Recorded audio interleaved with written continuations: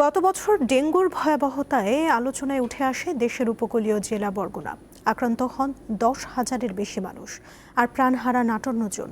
এবার বর্ষা মৌসুম শুরুর সঙ্গে আবারও বাড়ছে ডেঙ্গুর সংখ্যা। মোজো বিরাট কারবার। মোজো 1 লিটার ও 2 লিটার কিনে তুমিও জিতে নিতে পারো ফ্যামিলি কার, স্পোর্টস বাইক, টিভি, আইফোন ছাড়াও থাকছে লক্ষ লক্ষ নিশ্চিত গিফট।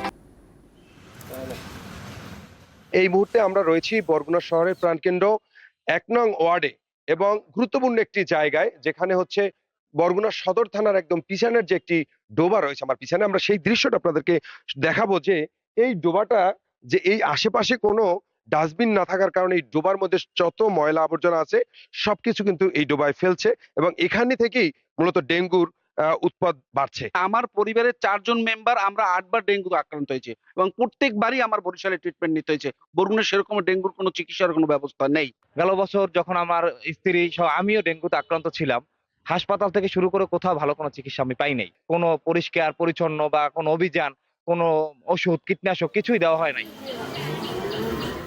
কোনো ব্লিচিং পাউডারের তারা ব্যবস্থা করে না এবং কোনো কর্তৃপক্ষের কোনো একাল উদাসীন। কিসের বিনিময়ে চাকরি আমরা জানি না, কিন্তু আমরা কোনো পৌর নাগরিকের সুযোগ সুবিধা ভোগ করতে পারি না। যে হারে ডেঙ্গু বাড়তেছে, কিন্তু প্রশাসক কোনো পদক্ষেপ আসলে নিচ্ছে না।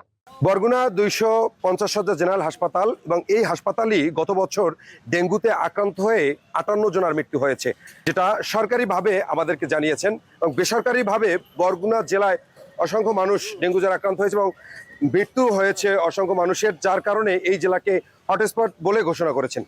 আমরা এই হাসপাতালে আসছি। বর্তমানে এই হাসপাতালে চিকিৎসাধীন রয়েছেন প্রায় 25 জন ডেঙ্গু জ্বরে। তো আমাদের ডেঙ্গুর যে টিপিক্যাল সিজন জুলাই থেকে সেপ্টেম্বর অক্টোবর, সেটা এখনো সামনে বাকি। ফলে আমাদের এখন থেকে সচেতনতা জরুরি। সচেতন না হলে আমরা আবার আগের মতো একটা পরিস্থিতির মুখোমুখি হতে পারি। জুন পেরিয়ে জুলাই আসলো, বরগুনা পৌর কর্তৃপক্ষ থেকে মশা নিধনে নেওয়া হয়নি কোনো ব্যবস্থা। বারবার তাদের সাথে যোগাযোগ করলে তাদের সাথে কথা বলা যায়নি। গত বছর বর্ষা মৌসুমে হটস্পট ঘোষণা হয় বরগুনায়। এবছরও কি তাহলে হটস্পটের আওতায় থাকবেন বরগুনা? এমনটাই জনমনে প্রশ্ন। শাহ আলী, দীপ্ত সংবাদ, বরগুনা।